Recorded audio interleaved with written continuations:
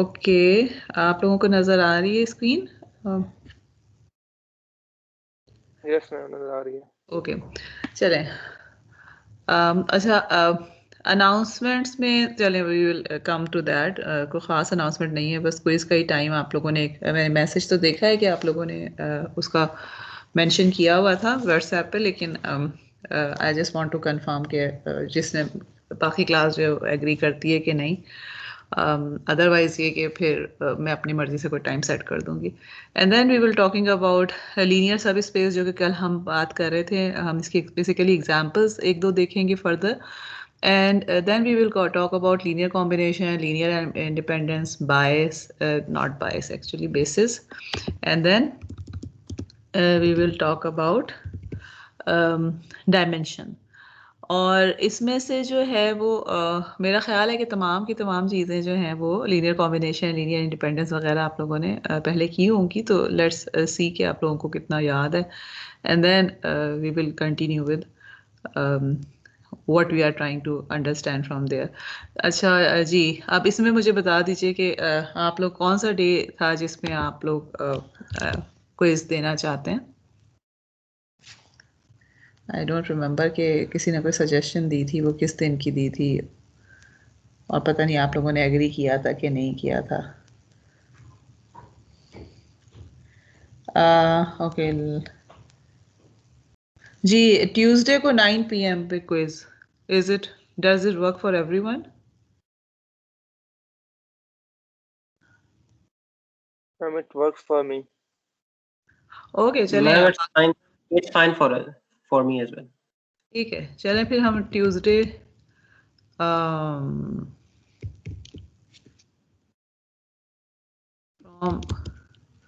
9। आप लोग वैसे ये नहीं चाहेंगे कि वेंसडे को जब क्लास दोनों क्लासेस हो जाएं फिर दें क्विज? नहीं, I actually don't want to take at 9। आप लोग भी कोई भी क्लास अटेंड नहीं करेगा ट्यूसडे की। जो मैंने पहले भी आपको कहा था कि try to have it on a day जिसमें आपकी क्लासेस नहीं होती हों। How about Friday? फ्राइडे को आप लोगों की क्लासेस होती है कोई? हाँ मैम। फ्राइडे को तो मेरा ख्याल है आईएसटी क्लासेस लेता ही नहीं है, राइट? शायद आईएसटी मैम में फ्राइडे को नॉर्मली हमारी ट्रैवलिंग होती है, तो इसलिए नहीं पॉसिबल होता हमारे लिए, because the Monday, Tuesday, Friday ना वेडनेसडे एंड करें। थर्सडे जो है। अच्छा, व्हाट अबाउट मंडे? अगर मंडे को मैं 5:30 पे ले लेती हूँ क्लास से पहले, आपकी जो भी क्लास होती है 6 o'clock से, उससे पहले। और हाँ जी।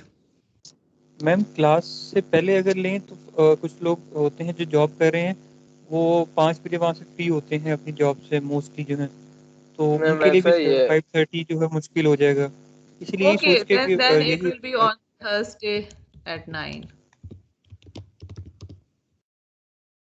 ट्यूसडे नहीं मैं कर रही, ट्यूसडे ना लेकिन मैम। नहीं, मैं ट्यूसडे नहीं कर रही ना, because ma'am I don't class के वांट बाद दैट। साथ ही हो जाए तो ज़्यादा बेहतर नहीं होगा? नहीं, आप फिर क्लास में कुछ नहीं सुनेंगे। ठीक है, वैसे ही आप लोग मुझे नजर नहीं आते, आधी क्लास वैसे ही कोई जवाब नहीं देती, और उसके बाद या तो आप मुझे 6 o'clock से पहले का टाइम दें, ठीक है, तो so that I am sure कि आप जिस जो भी क्लास है, या फिर ये कि मैं कम से कम अपनी क्लास के फौरन बाद नहीं लेना चाहती, बिकॉज ऑफ द रीज़न के because of the obvious reason कि आप लोग जो है वो क्लास में फिर यही करते रहेंगे। क्लास से पहले मैं ले सकती हूँ, बिकॉज और एक्चुअली मैं अगर मेरा अगर फेस टू फेस होगा भी, तो मेरा हमेशा जो है वो रूल यही होता है कि I take the quizzes at the start of the class. तो क्योंकि फिर मुझे पता होता है कि क्विज एक देने के बाद एक दफ़ा कम से कम आप लोग सुनना शुरू कर देते हैं। So either Thursday from 9 to 9:30, या फिर ये कि आप मुझे कोई 5 या 5:30 का टाइम दें, और अदरवाइज जो है this is actually from next Thursday को जो है वो आपकी का क्विज होगा। आई विल अनाउंस के किस कंटेंट्स क्या होंगे। ओके, और असाइनमेंट तो खैर मैं अपलोड कर दूंगी। So we were talking about linear subspaces. कौन जल्दी से मुझे बताएगा कि what is basically what are the characteristic, or not the characteristic, what is the relationship between a vector space and linear subspace?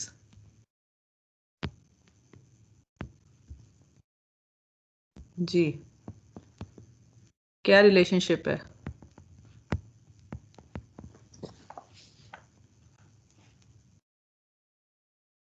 Anyone? जी, अब मैं नाम लेके पूछूं? मुनीब, मैम नहीं याद, वेक्टर स्पेस का याद था थोड़ा सा, लेकिन उसका लीनियर का नहीं है। कल तो आप क्लास में थे ना? यस मैम था, और मैंने हमने अपने नोट्स भी क्लासेस, देखा लेकिन मुझे याद नहीं मैंने लीनियर का कहाँ लिखा है। नहीं सब स्पेस की बात कर रही हूँ। लीनियर वेक्टर, लीनियर को तो छोड़ दें आज, वेक्टर स्पेस और सब स्पेस में क्या रिलेशनशिप है? फरहान,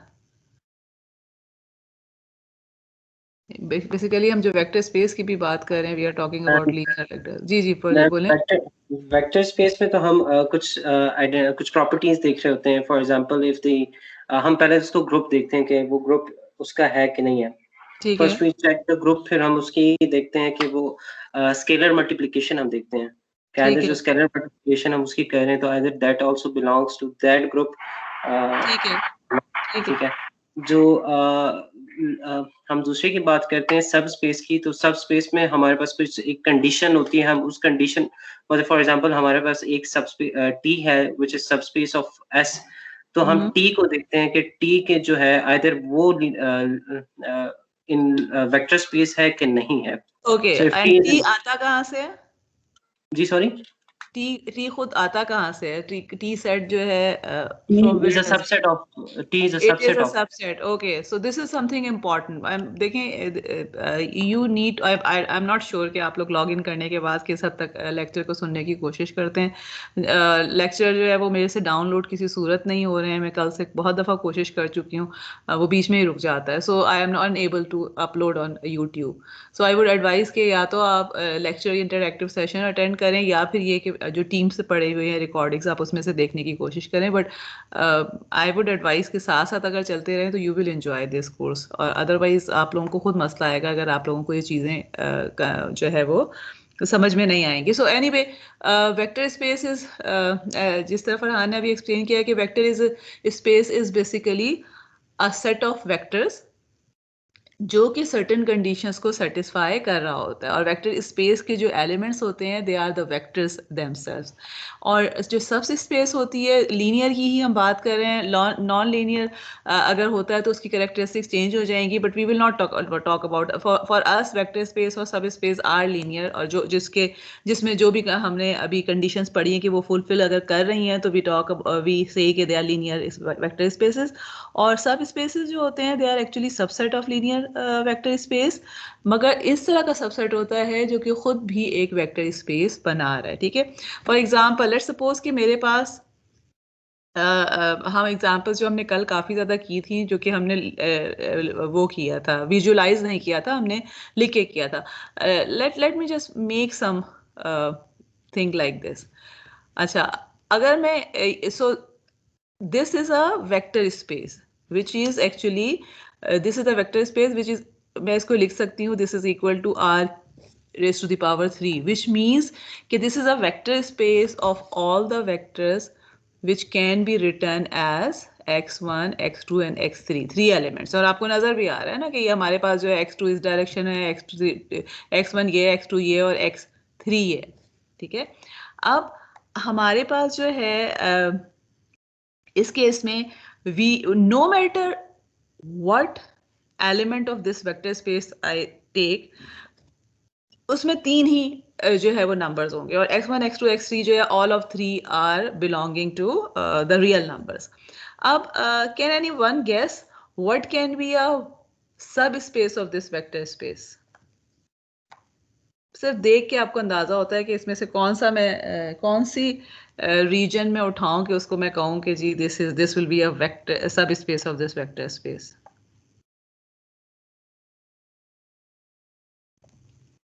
ओके, लेट्स सपोज कि मैं इस तरह के वेक्टर्स ले लेती हूँ, ये खैर वेक्टर ये, लेट्स सपोज कि मैं कहती हूँ कि मेरे पास टी में जो है, टी में वो तमाम के तमाम वेक्टर्स हैं सच that x is equal to x1 x2 and 0। What does it mean? अगर चले मुझे आप ये बताएं कि अब जो मेरे पास वेक्टर स्पेस बन रहा है वो कौन सा रीजन होगा इस पूरे जो सब स्पेस बन रही है वो इस पूरे वेक्टर स्पेस का कौन सा रीजन होगा? मैम x1 x2 प्लेन होगा। x2 प्लेन होगा। ठीक है, दिस वन और जाहिर है कि अभी हम तो फाइनाइट बना रहे हैं मगर this is kind of infinity. So the point is, and then अगर आप इसको देखते हैं तो this is in itself a vector space because of the reason के इसमें जीरो भी है. और इसके बाद अगर मैं इसका कोई भी वेक्टर लेना चाहूँ इस प्लेन में, ये वेक्टर है, ये वेक्टर है, ये वेक्टर है, no matter what vector I want to take, I can always write its equation in this form क्योंकि जो थर्ड डायमेंशन है that is zero. Okay, can anyone tell me would it be the same as two-dimensional vector space? अगर फर्ज करें कि मैं ये चलें, ये मेरा ख्याल है अभी it is beyond your whatever we have discussed. So anyway, so लेकिन जो चीज़ है what you need to remember till now is till vector spaces is और linear space subspaces is कि आपके पास vector space जो है that is the space of vectors, set of vectors that is satisfying certain conditions, and subspace is its subset जो कि वही condition satisfy कर रहा है. तो लेकिन अगर आप फर्ज करें कि उसमें से कोई ऐसा सबसेट उठा लेते हैं जो कि ये कंडीशन सेटिस्फाई नहीं कर रहा सारी की सारी, तो इसका मतलब है कि उसको हम सबसेट तो कह सकते हैं लेकिन सब स्पेस का हम उसके लिए वर्ड यूज नहीं कर सकते. अच्छा, कल हमने एग्जांपल्स वगैरह की थी. Let me just do one more example and then we will move forward. हमने ये एग्जांपल करके देखी थी कि अगर आपके पास वेक्टर स्पेस, अब सब स्पेस, अगर आप सब स्पेस चेक करना चाहते हैं तो उसके लिए सबसे पहली चीज़ क्या है कि आपको पहले एक वेक्टर स्पेस होना ज़रूरी है, क्योंकि this is just similar to the subset की जो नोटेशन है कि अगर आप किसी सेट का सबसेट कहते हैं तो पहले एक पहला बड़ा वाला सेट होगा तो उसका सबसेट बनेगा. तो इसी तरह से वेक्टर स्पेस होगा तो उसका सब स्पेस होगा. खाली सब स्पेस जो है it can not exist on your own, यानी उसका कोई सेंस नहीं बन रहा होता. अगर जो है वो सब स्पेस हमने डिफाइन किया या सबसेट डिफाइन किया है तो it will be a subset of a bigger set which is a vector space itself. अच्छा, ये सारी एग्जांपल्स हमने कर ली थी. I want to actually do this example, sorry इस पे नहीं, इस वाले पे हम थे. जी, this one, this one. Okay, so what I am asking is that S जो है vector space itself, जो पूरा बड़ा सेट है, this is the set of all the continuous functions between 0 and 1. ठीक है, इसका क्या मतलब है कि 0 से लेकर आप ये अगर लाइन बनाते हैं, ठीक है, तो इस एक्सिस पे 0 से 1 तक जो भी पॉसिबल आप फंक्शन डिफाइन कर सकते हैं. इट डजेंट मैटर कि आप जो है वो पॉजिटिव पे कर रहे हैं, नेगेटिव पे कर रहे हैं, एम्पलीट्यूड कम है ज़्यादा, it doesn't matter, but it has to be till 1. ठीक है, 0 से लेकर 1 तक है एंड बाउंडेड है. We talked about this thing कि इसका मतलब है कि इसका मैग्नीट्यूड इन्फिनिटी तक नहीं जा रहा, अदरवाइज और इश्यूज क्रिएट हो जाते हैं, और कंटिन्यूअस है. Now I am defining T या सब स्पेस, या नॉट सब स्पेस, एक्चुअली सब सेट जो है पॉलिनोमियल ऑफ डिग्री p.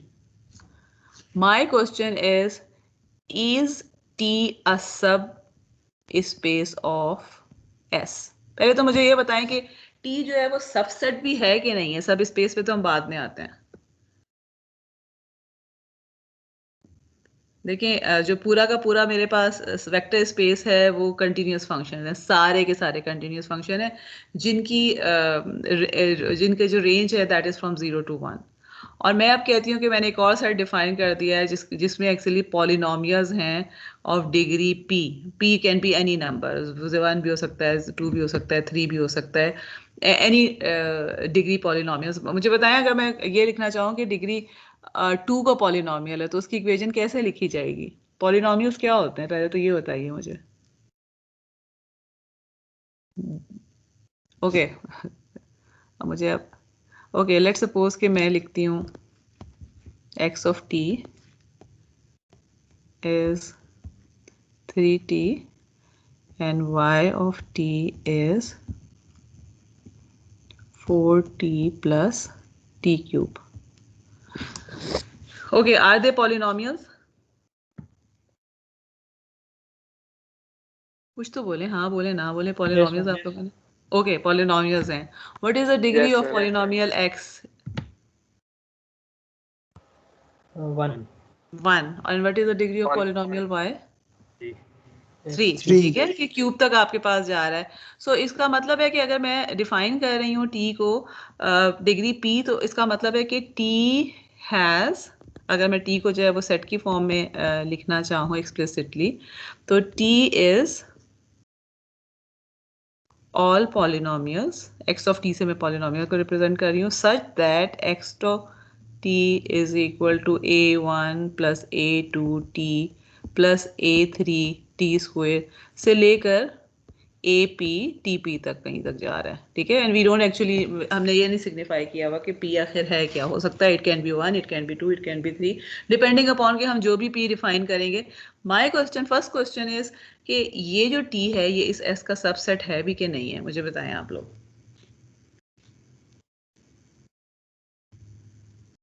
अगर मैं आपको कोई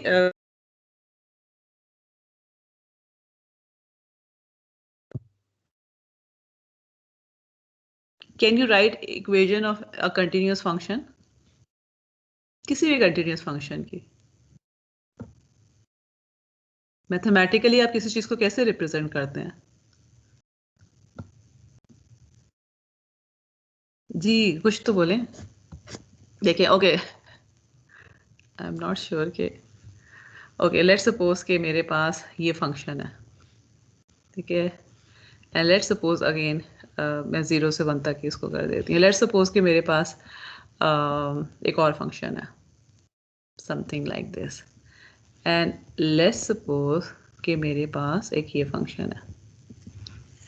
can you give me N approximate equation of all of these functions? Magnitudes को छोड़ दें, सिर्फ जो है वो अगर ये मैं कहती हूँ कि x ऑफ t है तो x ऑफ t की इक्वेशन क्या बन रही होगी, y ऑफ t की क्या होगी और z ऑफ t की क्या होगी? मैम y ऑफ t तो e की पावर माइनस x है, z ऑफ t जो है वो sin Okay. of x हो. Okay, so this is e raised to the power minus t, X. which means Yeah, कि minus decaying. ठीक है. अच्छा, this is what?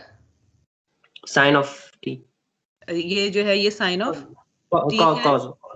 cos है ठीक है. sin. कॉस ओके साइन है ना, 0 से स्टार्ट हो रहा है तो Sin, साइन yes, 0 0 इज 0. ठीक है. साइन ऑफ 2 पाई t, या जो भी आपके पास फ्रीक्वेंसी है, I am not talking about frequency, but the thing is के एंड ओनली बिटवीन t 0 से 1, ये हमने पता है. मतलब सिमिलरली यहाँ पे भी we will mention this thing कि हमने ये चलता तो आगे तक जाते हैं, लेकिन we are talking what about this one, first वाला जो है पैराबोलिक फंक्शन है. parabolic function है. So it will be it will have some thing which will actually involve t square. ठीक है. Now अब इसमें से मुझे बताइए कि कौन सा polynomial है. Which one of this is a polynomial? जिसको polynomial से represent कर रहे हैं. हाँ, फर्स्ट one. ठीक है. और continuous इनमें से कौन सा है?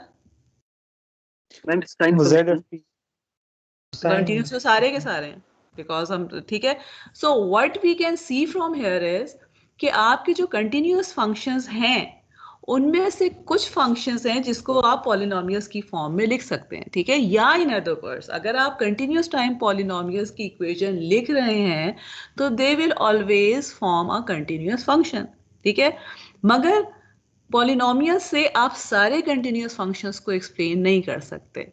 सो अगर मैं ये कहती हूँ कि मेरे पास एक सेट है जिसमें सारे कंटिन्यूस फंक्शन है फ्रॉम 0 to 1, और अगर मैंने एक और सेट डिफाइन कर दिया है जिसमें अगेन 0 से 1 ही मेरे पास जो है वो t की वैल्यूज हैं, लेकिन उस सेट में मैंने सारे पॉलिनोमियल्स उठा लिए हैं डिग्री p के, तो वो उस बड़े सेट से बिलोंग तो करेगा ना, right? Because of the reason कि आपके पास polynomials are basically representing continuous functions. ठीक है. और हमने सारे continuous function. So what we are actually looking here is कि अगर मैं जो बात कर रही हूँ तो जो मेरे पास s है, s will have this this and this all of these, because s हम क्या कह रहे हैं कि s is a function of, s is a set जिसमें वो तमाम के तमाम पॉलिनोमियल्स मौजूद हैं, तमाम के तमाम कंटिन्यूअस फंक्शंस मौजूद हैं जो कि 0 से 1 के दरमियान है, तो ये भी है, ये भी है और ये भी है। लेकिन जो टी हम डिफाइन कर रहे हैं, टी में हम कौन से ले रहे हैं, इनमें से सिर्फ वो वाले ले रहे हैं जो कि पॉलिनोमियल्स से रिप्रेजेंट हो सकते हैं, and so this would be one of them अगर हमने p को 2 से वो कर दिया है, रिप्रेजेंट कर दिया है, ठीक है। अगर p जो है वो 1 तक है तो फिर जाहिर है ये उसमें शामिल नहीं होगा, but that is not the point. The point is कि डिपेंडिंग अपॉन आपने p को जो भी रिप्रेजेंट किया हुआ है, आपको t will be a subset of this superset. Now the next question is, would the t be a subspace or not? Subset तो हो गया। Is it clear to everyone कि ये चीज़ मैं एग्जांपल सिर्फ इसलिए करवा रही हूँ कि ये पॉलिनोमियल्स और फंक्शंस को की बात ना हम आगे बहुत ज़्यादा जाके करेंगे। So what you need to understand is कि जब हम फंक्शन कंटिन्यूस टाइम फंक्शंस की बात करते हैं तो कंटिन्यूस पॉलिनोमियल्स जो हैं they are actually part of those set of the functions, continuous function, because आपके पास जो है वो polynomial की equations से functions ही define हो रहे हैं। आप जो है हमें नजर आ रहा है पैराबोला है, linear equation है, आपके पास थर्ड ऑर्डर है, फोर्थ ऑर्डर है, it depends कि आप जो है वो किस ऑर्डर का बना रहे हैं। बट द थिंग इज कि हम जो भी हमारे पास सेट ऑफ कंटिन्यूस फंक्शन है उनमें से स्पेसिफिक सेट जो है वो पॉलिनोमियल से रिप्रेजेंट हो सकता है, बाकी कुछ हैं जो पॉलिनोमियल से नहीं रिप्रेजेंट हो सकते। फॉर एग्जांपल यहाँ पर जो है this is not a polynomial, this is not a polynomial. Again आपने कहीं ना कहीं पढ़ा होगा कि हम इनको भी अप्रोक्सीमेट जरूर कर सकते हैं पॉलिनोमियल से, but they are not polynomials, ठीक है। ये एक्सपोनेंशियल है या साइन है। पॉलिनोमियल्स में जो है वो हमारे पास कोई भी वेरिएबल होता है जिसकी पावर्स में आ रहा होता है। Now is it would it be a sub space और नॉट? तो इसके लिए आपने क्या चेक करना शुरू करना है, ठीक है। ये फिलहाल में मतलब we will not go into we will not do the detail analysis के ये सब स्पेस है कि नहीं है। जैसे हम जस्ट अब शुरू करें, आप अगर वो करना, फर्ज करें कि आप सेकंड डिग्री का एक पॉलिनोमियल है और सेकंड डिग्री का दूसरा पॉलिनोमियल है, और उन दोनों को आप ऐड कर रहे हैं, तो आपको कितनी डिग्री का पॉलिनोमियल मिलेगा? लेट्स सपोज कि p को 2 रख लेते हैं हम, ठीक है, जिस तरह हमने पैराबोला रखा था, ठीक है। तो p को अगर 2 रख लेते हैं, अब अगर आप x ऑफ t जो है that is equal to 1 plus t square, और y ऑफ t जो है that is equal to only 5t square let's suppose, तो इन दोनों को ऐड करके मुझे क्या मिलेगा? थर्ड डिग्री मिल सकता है? नो, ठीक है। सो इट मीन्स कि पहली कंडीशन ट्रू है, it is close under addition, ठीक है। आपके पास आपने क्या साबित करना है कि T is a vector space. जी जी, any question? Okay, I guess not. अच्छा चलें, तो अच्छा दूसरी कंडीशन क्या हमने चेक करनी है? 0, एडिटिंग ठीक है। इनवर्स। हाँ जी, तो इसमें हमें नेगेटिव भी नजर आ रहा है। फॉर एग्जांपल अगर मेरे पास 5t स्क्वायर पॉलिनोमियल है तो -5t स्क्वायर पॉलिनोमियल भी उसमें एग्जिस्ट कर रहा होगा, बिकॉज आपके पास जो कांस्टेंट है अगर मैं उसको मल्टीप्लाई कर दूं नेगेटिव से तो you will be getting the negative polynomial. तो इसका मतलब है कि आपको डिपेंडिंग अपॉन, और क्योंकि ये सारे के सारे पॉलिनोमियल्स का सेट है तो इसका मतलब है वो कंडीशन भी सेटिस्फाई हो रही होगी। सिमिलरली अगर आप इसको स्केलर से मल्टीप्लाई करते हैं तो वी नो के स्केलर जो है वो हमारे पास स्केलर से मल्टीप्लाई करके अगेन आपको अगर सेकंड डिग्री का पॉलिनोमियल है आप उसको नो मैटर 1000 से मल्टीप्लाई करें या 1 मिलियन से मल्टीप्लाई करें, it will remain a second degree polynomial. So the thing is कि this will actually be a sub space of the vector space of all the continuous functions. Okay, ये तो हमारे पास सब space का हो गया। Now we will not be doing any further examples for that. अब हम आते हैं लीनियर कॉम्बिनेशन पे। लीनियर कॉम्बिनेशन का मुझे मतलब बताएं। लेट्स सपोज कि मेरे पास एक वेक्टर है x1 और इसको मैं रिप्रेजेंट कर रही हूँ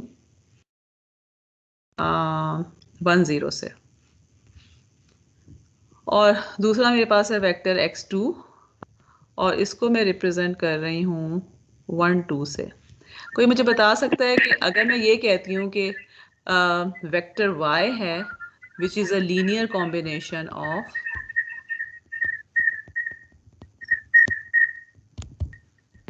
x1 एंड x2, तो मैं y को कैसे लिख सकती हूँ? What does it mean by linear combination of two vectors? आप लोगों ने linear combination की terminology सुनी हुई है ना, कहीं पढ़ी हुई है, right?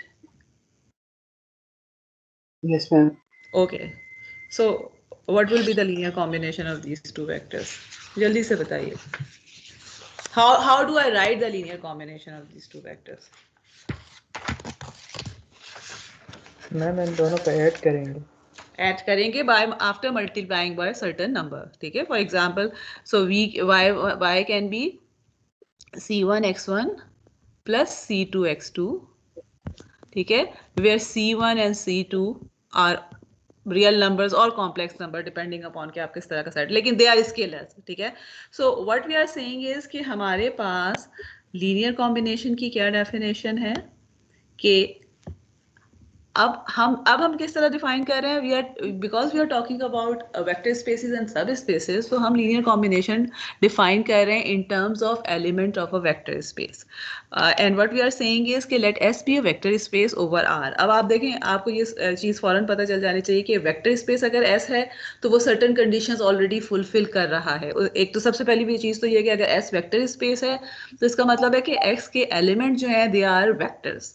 ठीक है. अब वो वेक्टर्स आए कहाँ से हैं, फिलहाल we are not talking about it because हम स्पेसिफिक्स में नहीं जा रहे. But in general S is a vector space means के एस के सारे के सारे एलिमेंट्स जो हैं वो वेक्टर्स हैं. ओवर आर का क्या मतलब है कि जो स्केलर हम इसके साथ डिफाइन, जिस स्केलर पे ये वेक्टर स्पेस डिफाइन है, that is set of real number. Now then we are again defining that let's T is a subset of S. ठीक है. और it can have infinite elements और finite elements. We are not actually at the moment we are not concern कि इसमें T में जो है वो टी के जो नंबर ऑफ वेक्टर्स हैं वो इन्फिनिटी भी हो सकते हैं और फाइनाइट भी हो सकते हैं. लेकिन व्हाट वी आर सेइंग कि a point X belonging to the vector space S is said to be a linear combination of the points in T if there is a finite set of points p1 p2 say pm tak in T and the scalars such that, okay, so let me actually define it again. कि हम क्या कह रहे हैं कि let's suppose कि मेरे पास जो है वो S is a vector space और मैंने T ले लिया है which is actually or let's suppose कि मैं ना let me just start with the example. हम S को कहते हैं कि पूरा का पूरा 2 डायमेंशनल वेक्टर स्पेस है. ठीक है. इसका मतलब है कि आपके पास जितने भी 2 डायमेंशनल वाले वेक्टर्स हैं वो सारे के सारे S में मौजूद हैं. यानी x1 और x2 जो है ये 2 डायमेंशंस हैं. And I am taking T to be let's suppose T में मैं एलिमेंट्स 2 ले लेती हूँ. अगेन जो मैंने पीछे लिखे थे 1 0 ले लिया और 1 2 ले लिया. ठीक है. अब मेरे पास लेट्स सपोज कि there is a vector x which belongs to S. यानी मैंने यहां पे से कोई एक वेक्टर उठाया. Okay. This vector will be a linear combination of the vectors in T अगर हम x को इस तरह लिख सकें. लेट्स सपोज कि मैंने ना इन दोनों को डिफाइन कर दिया है. 1 0 को मैंने p1 से रिप्रेजेंट कर दिया है और 1 2 को मैंने p2 से रिप्रेजेंट कर दिया है. एंड रिमेंबर दिस थिंग कि t कहाँ से आ रहा है, t s में से ही आ रहा है. t हम कहीं बाहर से नहीं लेकर आ रहे हैं. t is a subset of sub space of the vector space. तो अगर मैं x को इस तरह से लिख पाऊँ c1 p1 plus c2 p2 where c1 and c2 are scalars, then in that case what I will just say, हम सिर्फ ये कहेंगे कि x is a linear combination of vectors in T. बिल्कुल वही वाली डेफिनेशन है जो कि आपको ऑलरेडी पता है. सिर्फ और सिर्फ जो यहाँ पे चीज एम्फेसाइज करने की जरूरत है वो क्या है कि जो हमने ये वाला वेक्टर लिया है this is from a vector space और जिसके लीनियर कॉम्बिनेशन के तौर पे हम जिसका लीनियर कॉम्बिनेशन से हम इसको जनरेट कर रहे हैं that is actually a subspace of that vector space या subset of that vector space. अच्छा. अब let's suppose कि मैं T को define again I am taking the same thing S is equal to R square और T को मैं ले लेती हूँ P1 P2 and I define P1 to be 1 0 and P2 to be 0 1. ठीक है. ओके.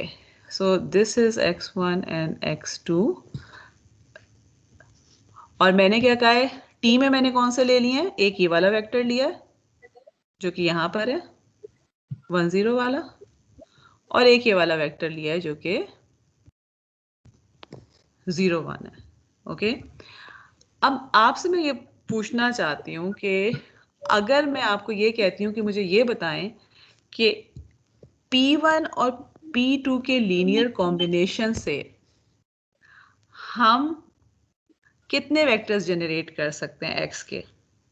यहाँ से जो पहले तो मुझे ये बताएं अगर आप अपनी पुरानी नॉलेज को याद रखें, ये जो P1 और P2 मैंने यहाँ पे लिखे हैं ये हम इसको क्या कहते हैं नॉर्मल, जो आप अगर 2 डायमेंशनल वेक्टर स्पेस की बात करते हैं तो what do you call them?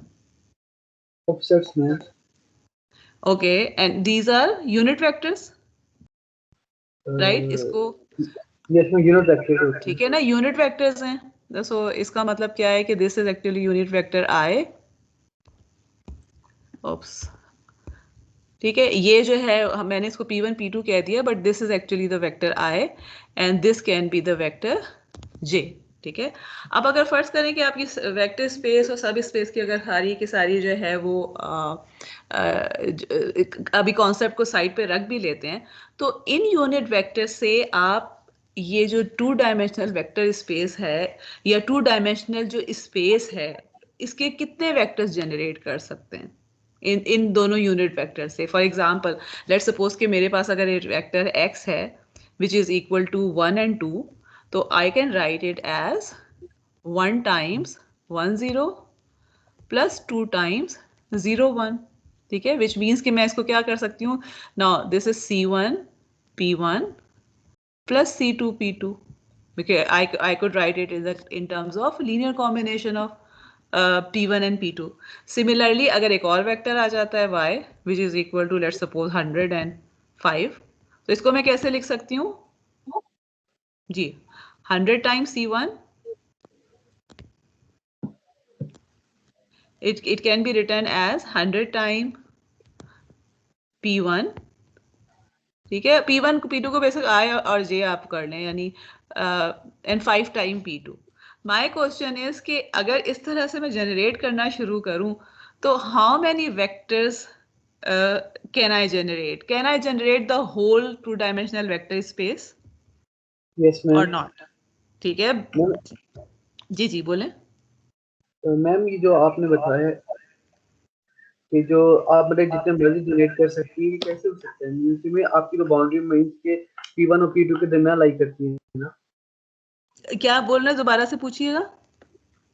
Ma'am आपने कहा है कि आप y वेक्टर को जब रिप्रेजेंट करते हैं subset P1 plus C2 P2 के लिहाज से तो हम मतलब कि पूरा एरिया कवर कर सकते हैं, लेकिन हमारी बाउंड्री तो मैम P1 P2 के अराउंड मूव करती है ना? नहीं अगर देखें ना बाउंड्री तो P1 इज अ वेक्टर जो कि मैंने okay let me just right it again. अब ये जो वेक्टर स्पेस है ना इसमें क्या है, इसमें आपके पास तमाम वेक्टर्स हैं, ये ठीक है, ये सारे के सारे वेक्टर्स हैं। ओके एंड देन डेफिनेटली उस तरह के भी मतलब माइनस इन्फिनिटी से इन्फिनिटी तक जितने भी वेक्टर्स 2 डायमेंशनल में आप लिख सकते हैं वो इस वेक्टर स्पेस में मौजूद हैं। मैं ये कह रही हूँ कि मैंने इसमें से सिर्फ 2 वेक्टर्स उठाए हैं, एक मैंने ये वाला ले लिया है ठीक है जो कि यहाँ जा रहा है 0 से लेकर 1 तक जा रहा है और इसके कोऑर्डिनेट्स मेरे पास क्या हो जाएंगे 1 0 x1 मतलब x डायरेक्शन में 1 0 1 है और y डायरेक्शन में 0 है। दूसरा जो है वो मैंने ये वाला उठा लिया ठीक है और Yes, इसके जो हैं कोऑर्डिनेट्स क्या हो जाएंगे 0 and 1 हो जाएंगे।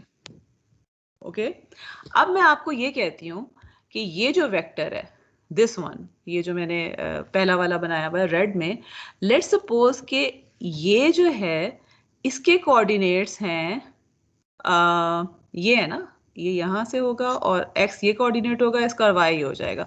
सो लेट्स सपोज कि what I am telling you is कि इसके कोऑर्डिनेट्स हैं 2 and 1 ठीक है, और मैं आपको ये कह रही हूँ कि I want you to write this vector ये वाला जो है in terms of these vectors. यानी आप ये कह लें कि जिस तरह, अगर अगेन वही मैंने एग्जांपल जो आपको यूनिट वेक्टर्स की इसलिए दी थी कि जब आप यूनिट वेक्टर की बात करते हैं, कोई भी अगर वेक्टर होता है तो उसको यूनिट वेक्टर्स की टर्म में आप लिख सकते हैं ना। फॉर एग्जांपल अगर फर्ज करें कि मेरे पास ये वेक्टर है जो मैंने पीछे लिखा हुआ है, तो इसका मतलब है कि इसका ये वाला कंपोनेंट x डायरेक्शन में है और ये वाला कंपोनेंट y डायरेक्शन में, अगर आप इसको x y कह रहे हैं तो ये तो इतना तो आप यू एग्री विद दैट, ठीक है? ओके ये एक्चुअली मुझे वही वाली बात है कि नाम नहीं पता, तो इसलिए I can not call you कि आप जो है किसने क्वेश्चन पूछा था, लेकिन let me actually try to explain it again. अच्छा, अब जो इस ये वाला जो वेक्टर है ना, इसकी जो यहाँ पे एंड पॉइंट है वो 1 0 है, इस वेक्टर का एंड पॉइंट 0 1 है। अब अगर मैं ये वाला वेक्टर लिखती हूँ तो इसका एक x कंपोनेंट होगा और इसका एक y कंपोनेंट होगा। जो x कंपोनेंट आपके पास आता है वो किस तरह से आएगा? This will be equal to, let's suppose कि ये 2 अगर था तो it will be 2 times 1 0, 2 times i आपके पास जो था, और जो y कंपोनेंट है it will be equal to 1 times 0 1। या जब मैं इन दोनों को एड अप करती हूँ, okay just try to do this thing. आपके पास जो है वो i वेक्टर जो है इसको हमने रिप्रेजेंट किया हुआ है 1 0 से, और j वेक्टर जो है दिस इज 0 1।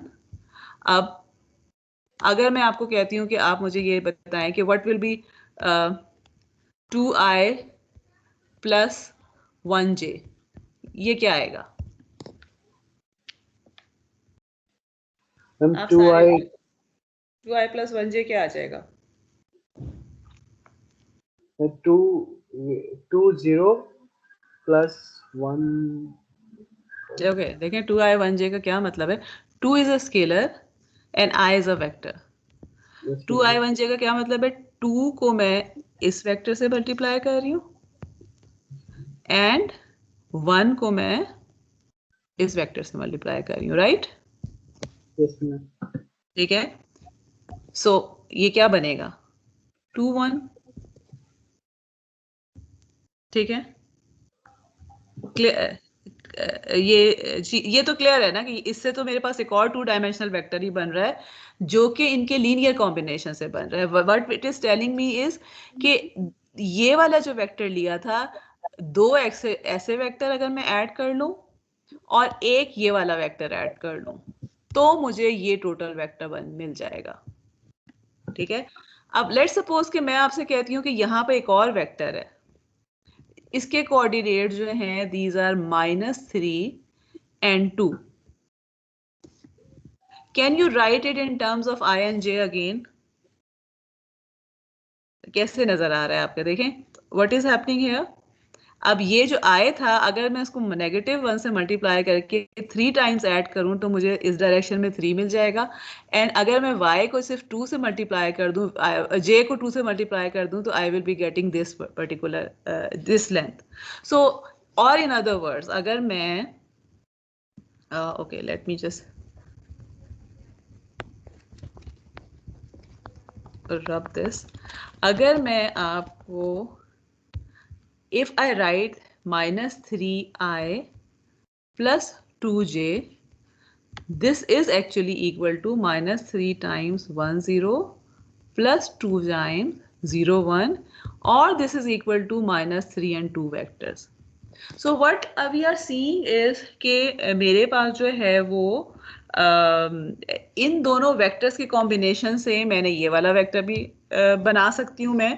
ये मल्टीप्लायर्स चेंज हो रहे हैं, लेकिन जिस वेक्टर जो है, स्केलर्स हैं, वो चेंज हो रहे हैं। अगर मैं किसी भी वेक्टर को रिप्रेजेंट करना चाहती हूँ इन टर्म्स ऑफ दीज 2 वेक्टर्स, यानी उसके कंपोनेंट्स में अगर रिप्रेजेंट करना चाहती हूँ, तो स्केलर जो मल्टीप्लिकेशन है वो जरूर चेंज हो रहा है, बट वेक्टर्स आर सेम।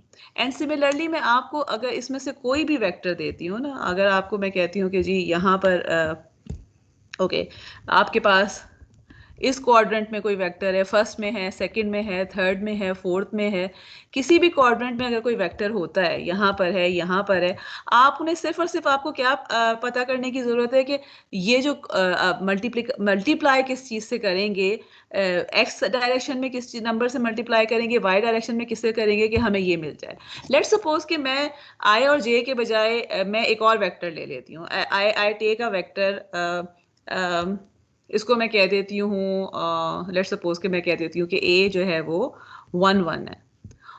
इसका मतलब क्या है कि अब जो मैंने वेक्टर लिया हुआ है that is actually not sorry that is actually not on x axis और वाई एक्सिस, बल्कि सॉरी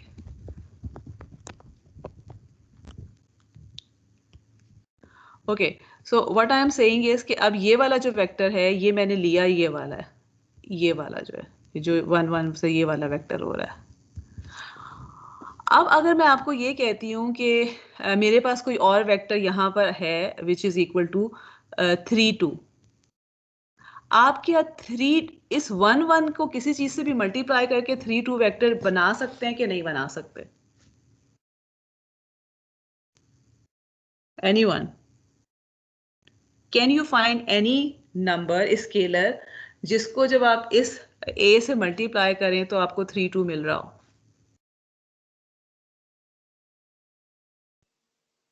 मैम 3/2 को करेंगे लेकिन वो फिर इसमें हो नहीं सकता। 3/2 को करेंगे, अगर देखें 3/2 अगर आप 1 1 से करते हैं तो ये आपका क्या बन जाएगा? 3/2 3/2 सॉरी सर, ये नहीं बन सकता। नहीं बन सकता, ठीक है। So the thing is what we are saying is कि जो आप सबसेट ले रहे हैं ना, उसके लीनियर कॉम्बिनेशन से इट इज नॉट नेसेसरी कि आप जो वेक्टर स्पेस था उसका तमाम वेक्टर्स को जनरेट कर सकें। लेकिन अगर आपने किसी इंटेलिजेंट वे से वो सबसेट लिया है तो उस सबसेट के लीनियर कॉम्बिनेशन से आप पूरा वेक्टर स्पेस भी जनरेट कर सकते हैं। अच्छा, अब there is another question, let's suppose कि मेरे पास अगर ये वाला यही वाला वेक्टर है, ये क्या हो रहा है जो a मैंने लिखा हुआ है। अब मुझे ये बताइए कि इस a वेक्टर के लीनियर कॉम्बिनेशन से मैं कौन कौन से वेक्टर्स जनरेट कर सकती हूँ। अगर मैं उसको प्लॉट करना चाहूँ इस एरिया में जो मैंने 2 डायमेंशनल का पूरा बनाया हुआ है, तो कौन सा जो है वो रीजन कवर हो रहा होगा। दिस इज समथिंग इम्पॉर्टेंट, क्योंकि अगली जो डेफिनेशन है ना वो उससे रेलिवेंट है। हमने ये तो देख लिया ना कि अगर हमने ये 2 वेक्टर्स उठाए थे, unit vector on this direction and unit vector on this direction, तो उससे हम पूरा R2 का सब स्पेस जनरेट कर सकते थे by taking the linear combination. यानी हम क्या कह रहे थे कि C1 अगर I कर देते हैं, मैं I j कर रही हूँ लेकिन इसमें हम I j नहीं करेंगे, but just to relate it to something that you already know, कि अगर मैं I और J को C1 और C2 से मल्टीप्लाई करूं एंड आई से कि जी C1 and C2 can be anything real number में, तो इससे मैं इस पूरे का पूरा जो स्पेस को जनरेट कर सकती हूँ। Just I keep on changing C1 and C2, तो मुझे ये वाला वेक्टर भी मिल जाएगा, ये भी मिल जाएगा, ये भी मिल जाएगा, and then I will keep on getting different vectors. Now my question is कि अगर मैं आपको ये कहती हूँ कि मेरे पास जो अब जो सबसेट है उसमें सिर्फ और सिर्फ ये एक वेक्टर है, अब मुझे ये बताएं कि इसके लीनियर कॉम्बिनेशन से क्या क्या जनरेट हो सकता है। इसका लीनियर कॉम्बिनेशन क्या हो सकता है? C टाइम्स A, ठीक है, which means and then again C belongs to any real number. So it means के what will happen? It can be 1 1, 2 2, 3 3, -3 and so आपके पास जो है वो तमाम के तमाम कौन से वेक्टर्स आएंगे जो इस लाइन के ऊपर पाए जाते होंगे। So what we actually conclude from here is कि डिपेंडिंग अपॉन कि आपने कौन से वेक्टर्स उठाए हैं अपने सबसेट में, उसके लीनियर कॉम्बिनेशन से आपको डिफरेंट टाइप के वेक्टर्स मिल रहे होंगे। But by knowing these vectors, यानी जो आपने वेक्टर उठाया हुआ है, जो सबसेट में वेक्टर लिया हुआ है, अगर आपको वो वेक्टर पता है तो आपको आइडिया हो जाएगा कि उसका तमाम लीनियर कॉम्बिनेशन अगर आप कंबाइन करते हैं तो उससे कौन सा रीजन बन रहा होगा। हम इस रीजन को कहते हैं कि this is the span of these vectors, ठीक है। फॉर एग्जाम्पल वेक्टर ए का जो स्पैन है, this is this whole line. Why? Because vector A के लीनियर कॉम्बिनेशन से मैं इस लाइन को जनरेट कर सकती हूँ। On the other hand vectors I and J का जो स्पैन है, that is the whole vector space S, because vector I and J को डिफरेंट नंबर से मैं मल्टीप्लाई करके ऐड करती रहूँ तो I will get all the vectors जो कि इस वेक्टर स्पेस के अंदर मौजूद हैं। So now we know two things now. एक तो ये कि लीनियर कॉम्बिनेशन का मतलब ये होता है कि आपके पास जो वेक्टर्स हैं सब स्पेस में, उसको आपने मल्टीप्लाई किया स्केलर से and you are getting a vector of the vector space itself. So you say कि this vector x is a linear combination of vectors in the vector in the subspace T। दूसरी जो definition हमने देखी है वो क्या है कि span. What is a span? Span is the set of all linear combination of a vector space. For example, अगर मैं आपको कहती हूँ कि P1 जो है ओके कि S जो है वो R स्क्वायर है, मीनिंग कि 2 डायमेंशनल वेक्टर स्पेस है। T जो है इसके अंदर मैंने 2 वेक्टर्स रखे हैं 1 0 एंड 0 1। तो what I will say कि span of T is the whole vector space S, because I know कि इन दोनों वेक्टर्स के लीनियर कॉम्बिनेशन से, लीनियर कॉम्बिनेशंस को मैं अगर एक साइड पे रखना शुरू करूं, सारे लीनियर कॉम्बिनेशंस को इकट्ठे करती जाऊं and somehow I have a method के जिससे मैंने इनफाइनाइट माइनस इन्फिनिटी से इन्फिनिटी तक जितनी भी सीज की वैल्यूज हैं वो सारी लेके मैंने सबको एक जगह इकट्ठा कर लिया है, तो आई नो कि I will get the whole 2 dimensional vector space, because these are such vectors जो कि हमने चूज ही इस तरह से किए, इंटेलिजेंटली किए हैं कि हम जो है उसके थ्रू पूरे का पूरा वेक्टर स्पेस जनरेट करवा सकते हैं। ऑन द अदर हैंड दूसरी एग्जांपल जिस तरह मैंने ली थी कि अगर मैं ये कहती हूँ कि T is just one vector 1 1, तो अब इसका स्पैन क्या हो जाएगा? इसका स्पैन आई कैन से कि in this case the span of T is equal to the line passing through the origin, ठीक है। आपके पास जो है वो straight line passing through the origin 45 degrees के एंगल पे, because we have seen this thing. तो सिमिलरली, लेकिन यहाँ पे दीज आर जस्ट 2 डेफिनेशन कि आपके पास लीनियर कॉम्बिनेशन का मतलब है कि आपने सेट के, अगर आपने किसी भी सेट का लीनियर कॉम्बिनेशन को डिफाइन करना है तो उसका मतलब है सेट के कॉम्पोनेंट्स उठाए, उनको स्केलर से मल्टीप्लाई किया और ऐड कर दिया, तो जो चीज़ भी आएगी that is a linear combination. और स्पैन का मतलब ये है कि आप उस तरह के लीनियर कॉम्बिनेशन, सारे लीनियर कॉम्बिनेशंस को इकट्ठा करके अगर एक जगह पे डाल देते हैं तो that actually becomes the span of those vector spaces, sorry span of the set जिसकी हम बात कर रहे हैं। चलिए हम कुछ और एग्जांपल्स देख लेते हैं। ओके जी, अगेन पॉलिनोमियल पे आते हैं। लेट्स सपोज के मेरे पास वेक्टर स्पेस क्या है? Vector space is the continuous functions on the real line, यानी इसका मतलब है कि वेक्टर स्पेस में हमने जो सुपर सेट लिया है वो इस रियल लाइन के पास, रियल लाइन पर कोई भी कंटिन्यूअस फंक्शन हो सकता है from minus infinity to infinity. We are not actually restricting, हमने कोई जो है उसकी वो नहीं डिफाइन की हुई कि टी एक्सेस के ऊपर जो है वी हैव नॉट डिफाइन के इंडिपेंडेंट वेरिएबल जो है वो -r से r तक जा सकता है। And we are taking 3 different functions. ये एक फंक्शन ही है ना जो आपने, यानी आपके पास कंटिन्यूअस अगर सारे के सारे जो फंक्शंस हैं ऑन द रियल लाइन उनको हमने वेक्टर स्पेस में शामिल कर लिया है, और उनमें से 3 जो हैं वो स्पेसिफिक फंक्शंस हमने उठा लिए हैं, 1 t और t स्क्वायर। Okay, let me actually write it somewhere else, ठीक है। अब what we are saying is कि हमारे पास S जो है this is actually all the vectors of like this, ठीक है। ये नेगेटिव एक्सिस पे भी हो सकता है, पॉजिटिव पे भी हो सकता है, it doesn't matter. The thing is के माइनस ये अगर टी आपके पास है तो मेरे पास तमाम के तमाम फंक्शन जो कि एफ ऑफ टी मैं लिख सकती हूँ, f of t which belongs to any possible जो है वो फंक्शन, उसको हमने एस में शामिल कर लिया हुआ है। And we are defining t to be set of vectors p1t, p2t and p3t, और p1 अब अच्छा, अब सबसे पहले तो ये बताएंगे जो लीनियर कॉम्बिनेशंस जो हमारे पास ये सारे के सारे हैं उसको मैं कैसे लिख सकती हूँ? Linear combination of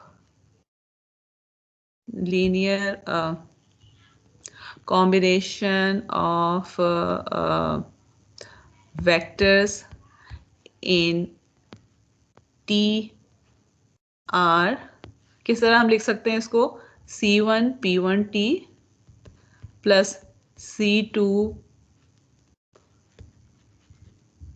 P2T plus C3 P33, ठीक है। एंड लेट्स सपोज कि इसको मैंने x ऑफ t से डिफाइन कर दिया है।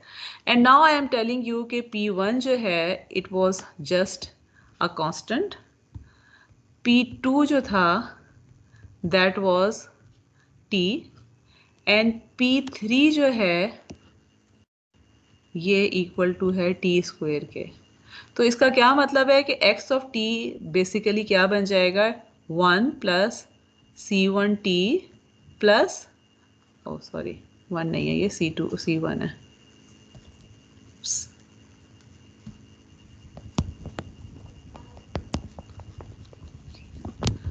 लेट मी,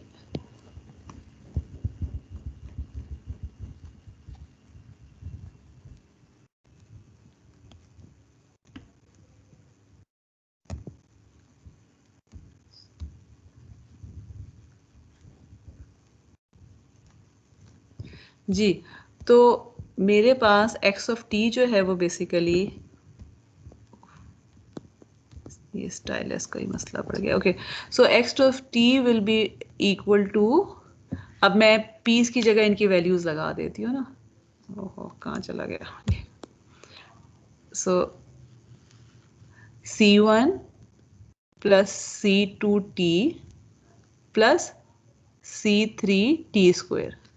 अब मुझे ये बताइए कि ये जो x ऑफ t है इसके स्पैन में कौन से इसके स्पैन से क्या बन रहा होगा? कौन से डिग्री के पॉलिनोमियल, सारे के सारे पॉलिनोमियल्स जो हैं वो कवर कर रहा होगा इसका लीनियर कॉम्बिनेशन? ये x ऑफ t जो है, चले मुझे ये बताइए कि x ऑफ t जो है वो कितनी डिग्री का पॉलिनोमियल है? सेकेंड डिग्री का, ठीक है। और अगर मैं C1 C2 और C3 को चेंज करती रहूं, because C1 C2 and C3 are not constant, so if I keep on changing them, तो इसका मतलब है कि मैं all possible second degree polynomials को इन तीन, ये जो तीन यहाँ पे हमने डिफाइन किए हैं, इनके तीन के लीनियर कॉम्बिनेशन से सेकेंड डिग्री के तमाम पॉलिनोमियल्स जो है वो हम जनरेट कर सकते हैं। Is it clear to everyone? ये Yes, क्लियर ma'am. होगा तो हम आगे पहुंचेंगे, तो आगे बढ़ेंगे, ठीक है। नाउ लेट्स सपोज कि मैं कहती हूँ कि मैंने टी में एक और ऐड कर दिया, ठीक है। I have added another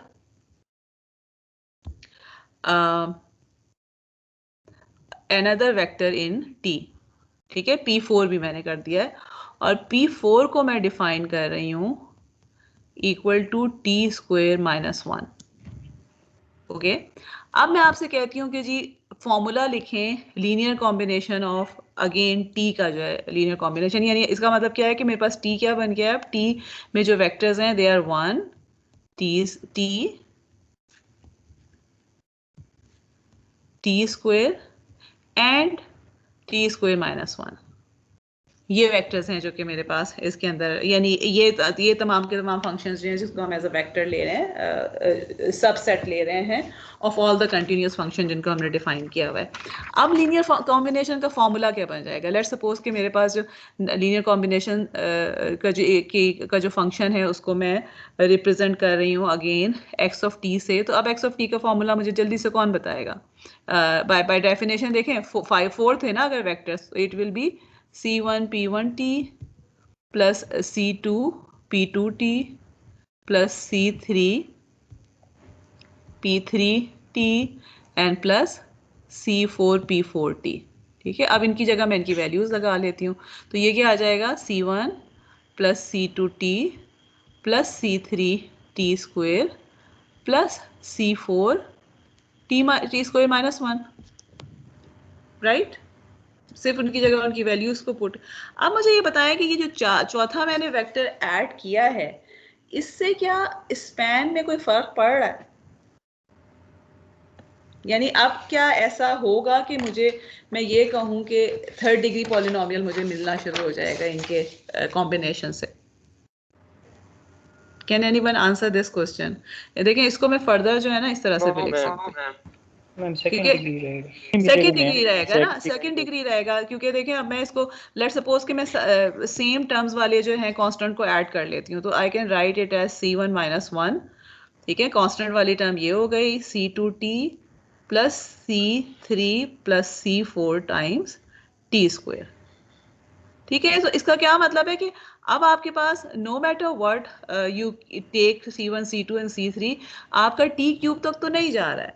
so what does it mean कि ये जो मैंने नया ऐड किया है vector, this is actually not adding any value to the already available vectors.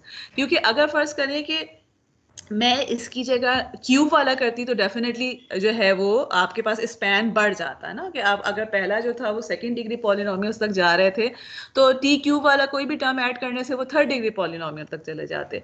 लेकिन हमारे पास जो है वो अभी फिलहाल जो हमने वेक्टर ऐड किया है, this is actually not adding any value. और नॉट एडिंग एनी वैल्यू का मतलब क्या है कि बेसिकली ये इसके स्पैन से हमें वही चीज़ मिल रही है जो कि हमें पहले सारे वेक्टर्स के स्पैन से भी मिल रही थी। अच्छा, अब ऐसा हो क्यों रहा है? ऐसा इस वजह से हो रहा है कि अगर मैं इनको ज़रा गौर से देखूं तो आई कैन सी कि बेसिकली P4T जो है this is equal to P3T minus P1T, right? क्योंकि P3T क्या था? It was T square. P1T क्या था? 1 था। P4 क्या है? T स्क्वेयर माइनस 1 है। So what we can observe from here is कि मैं P4 खुद जो मैंने लिया है चौथा vector, it can be written as a linear combination of 2 of the other vectors of the same set. On the other hand, जो पहले वाले 3 वेक्टर्स को देखें, इनको आप एक दूसरे की टर्म में नहीं लिख सकते। फॉर एग्जाम्पल अगर फर्ज करें कि मैं P3 ले लेती हूँ, मतलब हम अभी P4 की बात नहीं कर रहे, हम ये कह रहे हैं कि P1 P2 और P3 थे हमारे पास। अब मुझे बताएं कि क्या आप P3T को P1 या P2 T की टर्म्स में लिख सकते हैं बाय मल्टीप्लाइंग बाय कांस्टेंट? देखें, लीनियर कॉम्बिनेशन में क्या होता है, दिस इज समथिंग इंपॉर्टेंट, कि ये जो C1 C2 C3 है दे आर जस्ट स्केलर्स। हम t से मल्टीप्लाई नहीं कर सकते, हम जो है वो वेरिएबल से मल्टीप्लाई नहीं कर सकते। मल्टीप्लिकेशन जो है that is with the scalars only. तो इज देयर एनी वे कि आप t या 1 को मल्टीप्लाई करें किसी स्केलर से और आपको t स्क्वायर मिल जाए? ओके, हाँ कहें या ना कहें, कोई तो जवाब दें। नहीं पॉसिबल ना, बिकॉज ऑफ द रीजन के। तो इसका मतलब है कि पहले जो मैंने सेट लिया हुआ था 3 वेक्टर्स का, ये एक दूसरे की टर्म में नहीं लिखे जा सकते थे। लेकिन जो मैंने नेक्स्ट वाला लिया है that is a vector which can be written as a linear combination of any 2 of these vectors. और वी हैव सीन कि जो पहले 3 थे वो अपनी जगह पे वैल्यूज ऐड कर रहे थे, यानी उनके निकालने से स्पैन पे फर्क पड़ रहा है। लेकिन जो चौथा वेक्टर हमने लिया है उसके निकालने से स्पैन पे कोई फर्क नहीं पढ़ रहा बिकॉज ऑफ द रीजन कि वो लीनियर कॉम्बिनेशन के तौर पे लिखा जा सकता था।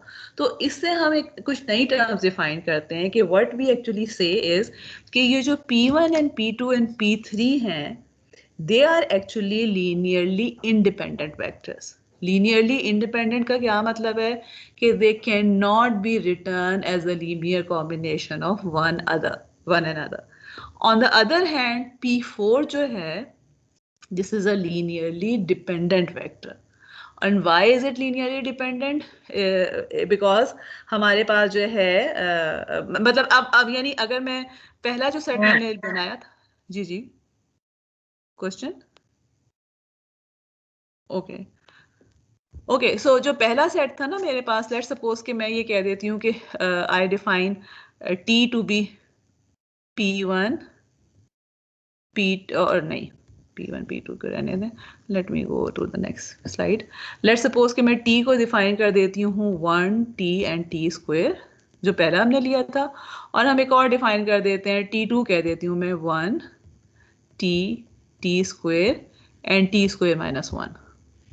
ठीक है, ये P1 से लेकर P3 तक है पहले में, और P1 P2 P3 और P4 जो है वो दूसरे वाले में। Now what we will say we will say कि these vectors are linearly independent। ठीक है, linearly independent vectors है। Why? Because we cannot write them in terms of each other। एक से दूसरे को, एक को लेके जो है उसकी टर्म में दूसरे को रिप्रेजेंट नहीं कर सकते। And these are linearly dependent vectors। Because इस केस में जो है वो, अगर आप ये जो था ये P4 था, अगर आप इसको P3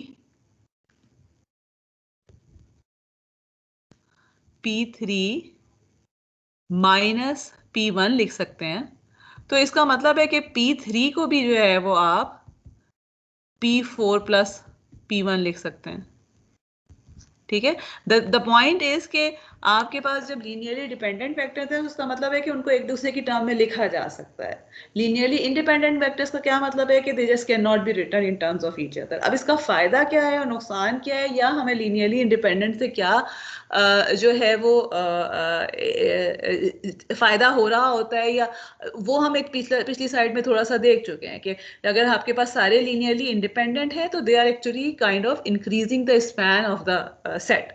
on the other hand अगर आपको लीनियरली डिपेंडेंट जितने मर्जी ऐड करते जाएं, फॉर एग्जांपल मैंने अभी तो फोर्थ किया था ना, लेट्स सपोज कि मैं फिफ्थ का एक और ऐड कर देती हूँ जिसको मैं T+5 कर देती हूँ, and then I add another vector which is T2T+6। अब ये तमाम के तमाम जो हैं they are not adding information, हालांकि मेरा सेट बड़ा से बड़ा होता जा रहा है, लेकिन स्पैन जब मैं इनका लूंगी, लीनियर कॉम्बिनेशन लूंगी, it will span the same set because of the reason कि इसमें से कुछ ऐसे हैं जो कि इंफॉर्मेशन ऐड नहीं कर रहे because they are actually dependent on the other vectors। On the other hand, अगर मैं इसमें एक T³ ऐड कर दूं, then it is again another linearly independent vector, और उसकी वजह से स्पैन के ऊपर जो है वो फर्क पड़ रहा होगा। So what we conclude from here is, एक तो हमें ये डेफिनेशन पता चल गई कि अगर आपके पास एक सेट उठा रहे हैं और उनके तमाम वेक्टर्स ऐसे हैं कि जो एक दूसरे की टर्म में नहीं लिखे जा सकते, तो that is actually linearly independent set of linearly independent vectors. और अगर एक दूसरे की टर्म में लिखे जा सकते हैं तो लीनियरली डिपेंडेंट वेक्टर्स होते हैं। और ये लीनियरली इंडिपेंडेंट और डिपेंडेंट जो है वो आगे हम बहुत ज़्यादा यूज़ करेंगे। So we need to be very clear about कि इनकी जो है वो डेफिनेशंस क्या होती हैं। So okay, so let me get back to this slide. और यहाँ से जो है यही बात जो है मैंने यहाँ पे भी लिखी हुई है कि अगर हमने ये ऐड कर दिया है, सो P basically 2 dimensional second degree polynomial के लिए इनफैक्ट हमें P4 की ज़रूरत है ही नहीं। ठीक है, okay, now let's do another example. Let's suppose कि मेरे पास S is equal to R³ again R³ थोड़ा सा ना जहाँ मैं बना सकती हूँ तो I try to make it ताकि हमारे पास जो है, let me make it the same way जिस तरह मैंने नोट्स में भी बनाया हुआ। अच्छा, x1 x2 एंड x3 जो स्लाइड में जिस तरह मैंने डाला हुआ है मैं उस वही से कोऑर्डिनेट कर रही हूँ ताकि आपको समझ में भी ज़्यादा है। Okay, so anyway, so this is the 3 dimensional vector space जो कि हमने S से रिप्रेजेंट किया हुआ है। लेट्स सपोज कि मैंने T जो है मैंने 2 वेक्टर्स इसमें से उठाए हैं। एक हो गया वेक्टर 1 1 0 और दूसरा हो गया वेक्टर 0 1 0। ठीक है, now can anyone tell me what will be the span of v1 and v2? यानी v1 और v2 के लीनियर कॉम्बिनेशन से मुझे कौन सा रीजन मिल रहा होगा इस स्पेसिफिक क्या पूरे का पूरा वेक्टर स्पेस जनरेट हो सकता है v1 और v2 से इसके लीनियर कॉम्बिनेशन से? यानी in other words what we are saying is कि I am asking you is के जी अगर मेरे पास कोई दो स्केलर हैं a और b, तो a v1 plus b v2 अगर मैं करती हूँ for all a b belonging to the real number any a b, तो इससे मुझे कौन से वेक्टर्स मिल सकते हैं? will they cover the whole region 3-dimensional or not? No, whole ma'am. dimension, sorry, whole third dimension में कुछ नहीं होगा. Okay, third No. dimension में okay, because no matter what I take a और b to be, मैं कभी भी इसको नॉन जीरो नहीं कर सकती ना, बिकॉज दोनों में जो है वो जीरो है। तो इसका मतलब है कि मेरे पास इसका जो स्पैन हो जाएगा it will be this x1 x2 plane. ठीक है, ये वाला जो प्लेन है मेरा, हमारे पास जो ये प्लेन है, this will be the span because x3 जो है that is actually 0। Now let's suppose कि मैं इसमें एक और वेक्टर ऐड कर देती हूँ। I add a vector v3 which is equal to 1 -1 and 0। अब मुझे बताइए कि and then I add this here cv3, अब क्या हो जाएगा मेरे पास 3-dimensional स्पैन? नो मैम अभी नहीं होगा। अभी No, नहीं ma'am, होगा। no, अब भी नहीं ओके, होगा. And the reason would be because again मैंने यहाँ पर 0 है। ठीक है, एक तो नहीं।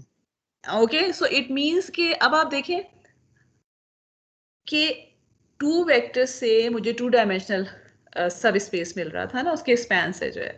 अब मैंने थर्ड वेक्टर ऐड भी कर दिया है, लेकिन बेस्ड अपॉन द फैक्ट कि ये third vector is basically not a linearly independent vector. और वो यहाँ से ना थोड़ा सा मैंने, क्योंकि इसीलिए आसान से वेक्टर्स रखे हैं कि उसमें से हमें देखना आसान होगा।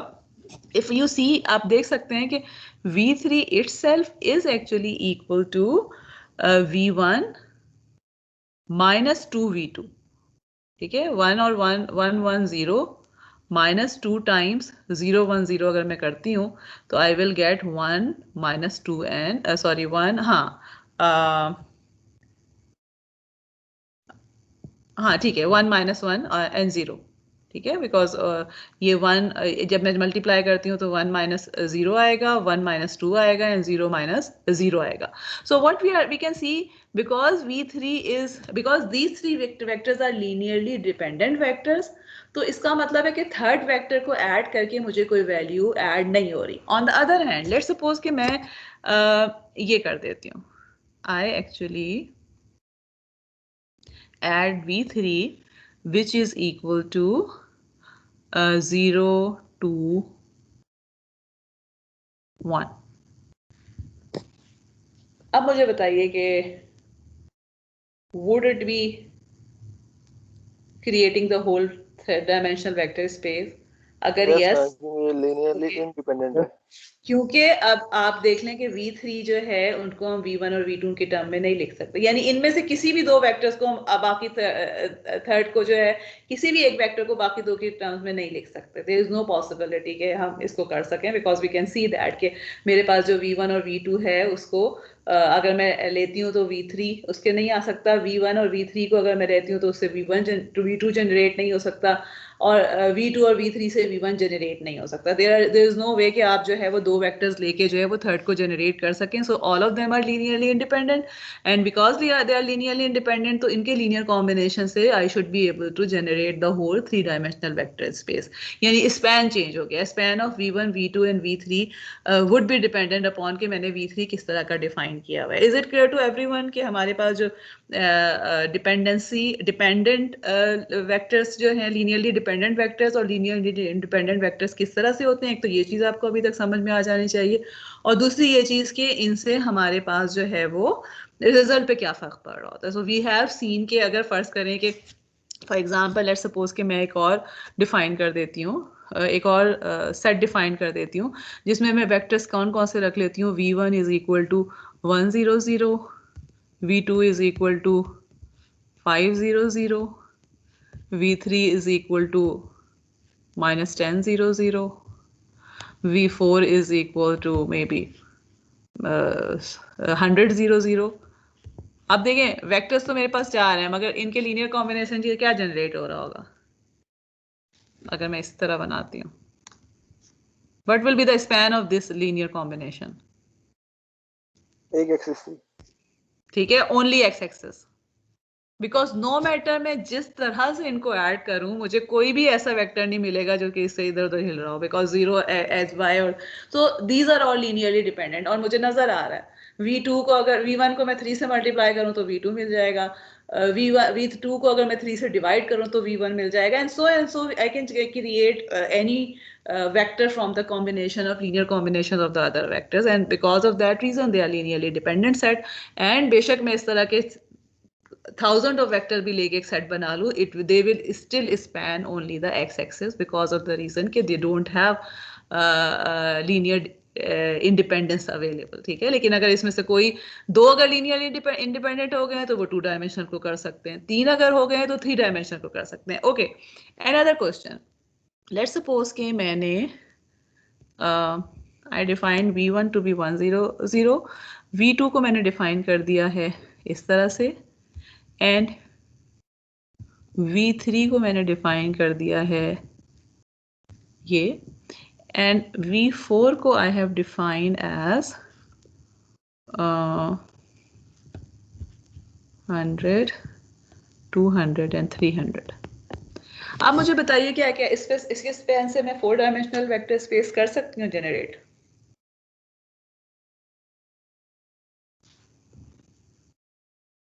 जी, anyone? No ma'am, 4 dimensional No, ma'am, कभी होगी। Okay, no, because of the reason कि v4 नो मैटर, अब मैं 3, अगर मेरे पास 3 डायमेंशनल स्पेस था जो एक्चुअल इस vector space, if it has 3 dimension, तो देयर इज नो वे मैं उसमें से 4 इंडिपेंडेंट वेक्टर्स निकाल सकूं।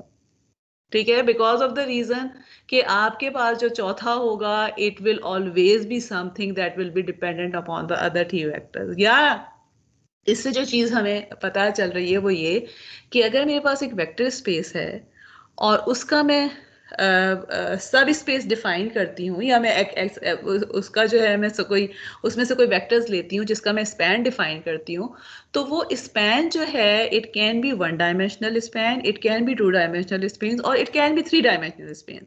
लेकिन 3 डायमेंशनल वेक्टर स्पेस के वेक्टर्स के स्पैन से 4 डायमेंशनल वेक्टर स्पेस जनरेट नहीं हो सकता। आप 4th जब भी लेंगे vector, it will always become linearly dependent set of vectors.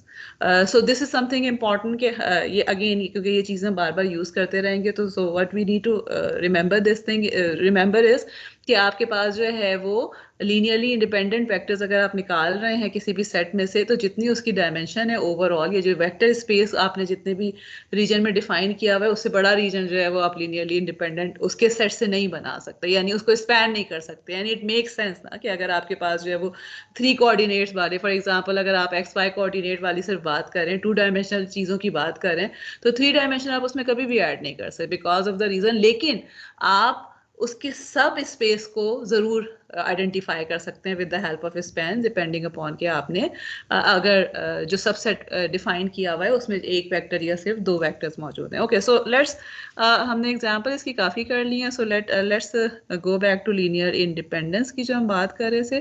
पहले हम यहाँ पे एक डेफिनेशन देख लेते हैं। This is the same example that we have done, and so what we are saying is कि बिकॉज of the reason कि one vector in the set can be written as a linear combination of the other vectors, so they becomes a linearly dependent vector। और हम अगर linear independence की बात करते हैं तो how do we define that S be a vector space and let T is a subspace of this vector space?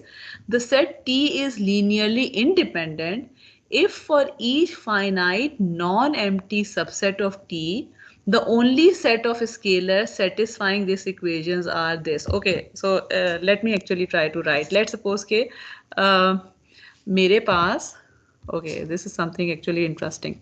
Let's suppose कि मेरे पास जो है again S is defined as R cube, और मैंने इसमें से V1 जो लिया है वो लिया है 100, और मैंने आपके पास V2 जो लिया है वो लिया है 200. ठीक है. नाउ अब मैं इसका लीनियर कॉम्बिनेशन लेती हूँ C1 V1 plus C2 V2 and I want it to be equal to 0. अब मुझे यहाँ से नज़र आ रहा है कि अगर मैं C1 को -2 रख लेती हूँ और C2 को 1 रख लेती हूँ, then what will happen? -2 times 100 plus 2 times, sorry, plus 1 times 200, it will give me 0 vector, right? ठीक है.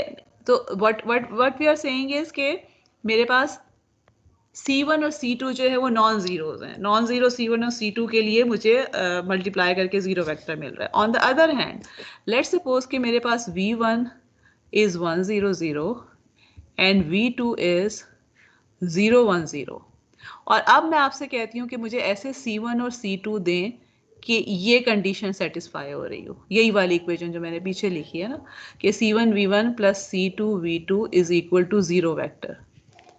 अब आप can you give me any C1 and C2 other than 0 जिसके लिए मुझे दूसरी साइड पे 0 वेक्टर मिल रहा हो?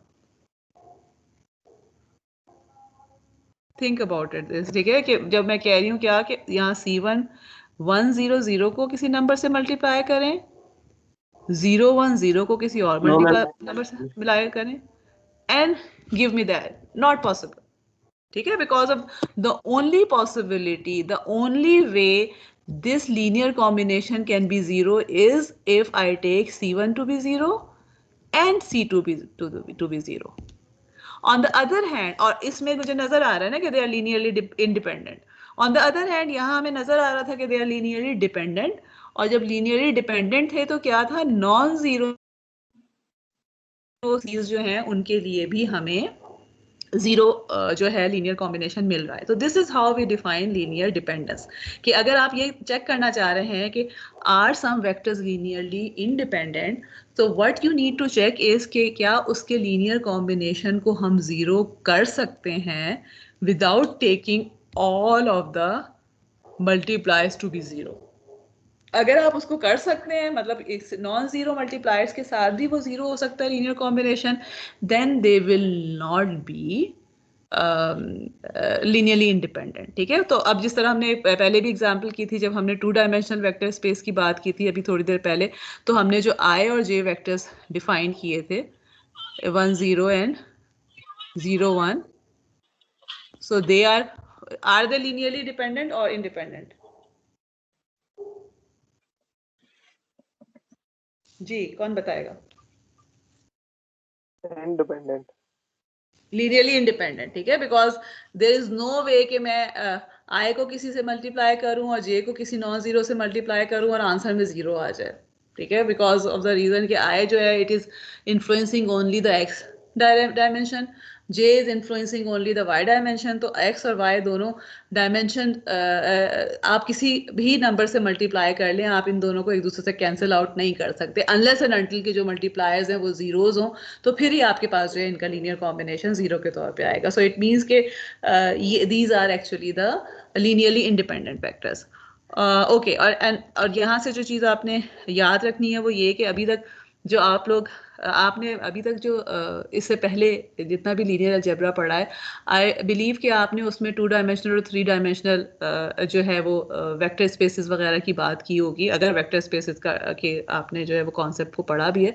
तो जो इसका क्या मतलब है कि जो यूनिट वेक्टर्स हम लेते हैं 2 डायमेंशनल और 3 डायमेंशनल में, they are special kind of vectors कि वो हमेशा लीनियरली इंडिपेंडेंट होते हैं. क्योंकि अगर आपको याद हो, आई जे जो है वो 1 0 0 1 लेते थे, जो अगर आप 3 डायमेंशन में लेते हैं आई जे के अगर करते थे तो वो क्या होता था 1 0 0 0 1 0 and 0 0 1. So they are linearly independent. We can see कि हम उनको एक दूसरे की टर्म में नहीं लिख सकते, या ये कि अगर हम उनको लीनियर कॉम्बिनेशन लेते हैं तो it can never be 0 unless and until कि आप उनको 0 से मल्टीप्लाई कर रहे हो. ठीक है, so this is something important जो कि हम बार बार जो है इसको विजिट करते रहेंगे. Okay, question. Okay, let's suppose कि we have a set of continuous functions और या चलें इसको ना एग्जांपल जो है मेरा ख्याल है लीनियरली इंडिपेंडेंट की एग्जांपल हमने बहुत ज़्यादा कर ली है, तो ये जो है ना I am just leaving it to you कि ये वाला मैं ज़ाहिर है नोट्स अपलोड करूँगी तो आपके पास ये एग्जांपल है. Just try to see it yourself कि actually what is happening is कि मेरे पास अगेन हमने जो है वो कंटिन्यूअस बाउंडेड फंक्शंस लिए हैं और उसके जो सबसेट यानी जो उसमें से हमने वेक्टर्स निकाले हैं जिसका हम लीनियर कॉम्बिनेशन चेक करना चाह रहे हैं वो कोसाइन और साइन निकाले हैं और प्लस एक और हमने निकाला हुआ है which is cos of 2 pi t minus pi by 3 and what we are trying to figure out कि आर दे लीनियरली इंडिपेंडेंट और नॉट. तो बेसिकली यहाँ पे मैंने कुछ मैथमेटिकल ऑपरेशंस वगैरह किए हुए हैं जिससे जो है आई एम जस्ट शोइंग कि बेसिकली दिस ये जो थर्ड वाला है this can be written in terms of, यानी ये जो मेरे पास P3T है this is actually equal to P1T minus √3 times P2T. तो because this is actually equal to this thing तो इसका मतलब है कि they are not linearly independent vector. This is just to give you a flavour of the fact के जो हम vectors की बात कर रहे हैं जिस तरह हमने देखा था कि पॉलिनोमियल्स भी लीनियरली इंडिपेंडेंट डिपेंडेंट पॉलिनोमियल्स हो सकते हैं and because we are talking about vector spaces तो इसका मतलब है हम जो पॉलिनोमियल्स से सिग्नल्स बन रहे हैं उनको हम एज अ वेक्टर ले रहे हैं. सिमिलरली यहाँ ये कोसाइन और कोसाइन जो है ये भी we are treating them as a vector though they are actually signals. लेकिन ये और अगर आप देखें आप लोगों ने सब ने फोरियर सीरीज पढ़ी हुई है तो फोरियर सीरीज में क्या होता है साइन और कोसाइन से आप क्या जनरेट कर रहे होते हैं उनके लीनियर कॉम्बिनेशन से. कुछ याद है? मेरा ख्याल है अभी भी शायद आपने पढ़ी होगी. अभी अभी ADSP में फोरियर सीरीज तक नहीं पहुंचे आप लोग कि पहुंचे हैं? कहाँ क्या कर रहे हैं अभी ADSP में आजकल आप लोग? ओके, कौन सा टॉपिक कर रहे हैं? ADSP पढ़ रही है ना आपकी क्लास? टाइम शिफ्टिंग और स्केलिंग. अच्छा, अभी तो आप बहुत पीछे हैं. ठीक है, एनीवे जब आप फोरियर सीरीज की बात करते हैं तो फोरियर सीरीज से क्या हो रहा होता है आपके linear combination. Because Fourier series आप कैसे डिफाइन करते हैं अगर आप कंटिन्यूस टाइम की बात करें या डिस्क्रीट टाइम की बात करें, इट डजंट मैटर. लेकिन फोरियर सीरीज हम कैसे डिफाइन करते हैं C1 e⁻j समथिंग, राइट? इस तरह, या ये कि आप C1 cos theta plus C2 sin theta के, इट डिपेंड्स कि आप किस तरह का फोरियर सीरीज डिफाइन कर रहे हैं. बट द थिंग इज, और वो जो आपके पास समेशन होती है Cn e⁻j थीटा n की फॉर्म में करते हैं या थीटा के बजाय जो है लेट मी जस्ट राइट अगर हम फोरियर सीरीज को लिखते हैं तो j ओमेगा n की टर्म्स में लिख सकते हैं, ओमेगा t लिखते हैं अगर मैं कंटिन्यूस की बात कर रही हूँ. डिस्क्रीट हो तो ज़ाहिर एन होता है. Let me just write in continuous time. तो इसका मतलब ओमेगा टी की कर रही हूँ and I can write here c k. तो basically and then k is going from -infinity to infinity. So this is actually what is happening in this case. What we are saying is कि जो हमारे पास जो भी signal x of t है this is the linear combination of infinite number of exponentials. And ये जो हमने ये जो exponentials define किए हुए हैं ना they are actually linearly independent vectors जिनके linear combination से आप तमाम के तमाम periodic signals को generate कर सकते हैं अगर आप Fourier series का concept देखें. तो अभी तक आपने in terms of vectors Fourier series को कभी नहीं देखा होगा, but we will actually talk about this in the later classes also कि आपके पास जो है वो we will revisit it again and again कि आपका जो वेक्टर्स हैं they can come from signals also, they can come from simple जो है वो फाइनाइट डायमेंशन जो हमारा जेनेरिक वेक्टर का कॉन्सेप्ट है उस तरह के भी हो सकते हैं, या ये कि फंक्शंस के थ्रू भी आ सकते हैं. फंक्शंस कैन बी पॉलिनोमियल्स और functions can be such that कि साइन और कोसाइन के फॉर्म में भी हो सकते हैं. अच्छा, आखिरी डेफिनेशन है, उसके बाद मैं यहाँ पे रोक दूंगी कि now we define the basis. अब बेसिस को हम क्या डिफाइन कर रहे हैं? बेसिस इज अ बेसिस और अभी मैंने फाइनाइट डायमेंशनल की बात कर रही हूँ, but it can B for infinite dimensional vectors की क्या टर्म में भी हो सकता है, जो कि आगे ही मैंने लिखा हुआ है. बट इन एनी केस अगर आपके पास फाइनाइट डायमेंशनल वेक्टर है तो a basis for a vector space is the set of the vectors such that span of the basis is the whole vector space and B is linearly independent. Okay, so what does it mean? अगर मेरे पास S जो था वो R square था और मैंने B को डिफाइन किया है एज अ सेट जिसमें मेरे पास ये दोनों वेक्टर्स हैं, तो अब आप देखें स्पैन ऑफ बी से क्या बन रहा है, इसके linear combination we have seen के इन दोनों के लीनियर कॉम्बिनेशन से पूरा वेक्टर स्पेस एस बन सकता है, right? And these two are linearly independent because इनको हम एक दूसरे की टर्म में नहीं लिख सकते. तो व्हाट वी से इज के this set is forming the basis for the vector space S which is the vector space consisting of the whole two-dimensional space. ठीक है. On the other hand, अगर मैं फर्ज करें कि B को डिफाइन कर देती हूँ something like this only. तो इन दिस केस क्या हो रहा है कि आपके पास स्पैन ऑफ V जो है वो पूरे का पूरा S नहीं है, तो वी विल से कि B is not forming a vector a basis for the vector space S. या लेट्स सपोज कि मैं B को जो है 1 0 एंड 2 0 कर देती हूँ. ठीक है, वेक्टर्स तो बेशक दो बन गए हैं इसमें, लेकिन अगेन वी नो कि इसके स्पैन से पूरा वेक्टर स्पेस नहीं बन रहा, तो इट इज नॉट और आपके पास लीनियरली डिपेंडेंट है ना, और हमारे पास, तो इसका मतलब है कि ये दोनों कंडीशंस फुलफिल नहीं हो रही कि स्पैन से एक तो पूरा वेक्टर स्पेस नहीं बन रहा और दूसरा ये कि आपके पास लीनियरली इंडिपेंडेंट भी नहीं है. तो in that case it will not form the basis for the vector space R square. इसको हम दोबारा से रिविजिट करेंगे. अगेन देखें फोरियर सीरीज का तस्करा यहाँ पे आ ही गया है, but I will stop here क्योंकि आज हमने जो है वो बहुत सी चीज़ें जो हैं उनको कवर किया है. एंड आई वुड एडवाइस, मैं कोशिश करूँगी कि किसी तरह डाउनलोड हो जाए और मैं आप लोगों का अपलोड कर दूँ यूट्यूब पे, लेकिन अगर ना भी अपलोड हो तो kindly try to look into the slides जो कि मैं अपलोड करती हूँ. और प्लस ये कि आप जो है ना टीम्स के ऊपर तो वीडियोस अवेलेबल हैं, तो उनको प्लीज़ देखने की कोशिश कीजिएगा अगली क्लास से पहले. So today we have talked about again linear subspaces, we have talk about linear combination, we have talked about span, ठीक है, और we have talked about linear dependence and independence, और आखिर में जो है वो हमने बेसिस की बात की है. एंड वी हैव सीन कि all of these are interconnected, क्योंकि आपके पास जो है सब स्पेसेस के लीनियर कॉम्बिनेशन को हम चेक करते हैं इन ऑर्डर टू सी के स्पैन जो है वो कितना बन रहा है. And then we we have seen कि अगर स्पैन में जो भी वेक्टर्स हैं if they are linearly independent तो every vector is contributing toward the span, लेकिन अगर वो लीनियरली इंडिपेंडेंट नहीं है तो फिर आपके पास 4 वेक्टर्स हो 5 वेक्टर्स हो, they may be spanning just one dimension because of the reason कि वो लीनियरली डिपेंडेंट है. वी हैव सीन के डिपेंडेंट और इंडिपेंडेंस जो है उनमें चेक क्या करना होता है, हाउ डू वी अंडरस्टैंड कि हमारे पास जो सेट है वो लीनियरली डिपेंडेंट है या इंडिपेंडेंट है. और बेसिस में जो है हमने उस पीछे से ही देख लिया है कि अगर स्पैन जो है वो पूरे वेक्टर स्पेस को कवर कर रहा है एंड देन जो भी सेट है उसके सारे लीनियरली इंडिपेंडेंट है, तो फिर it is forming a basis. Okay, so let me stop here or let me stop recording.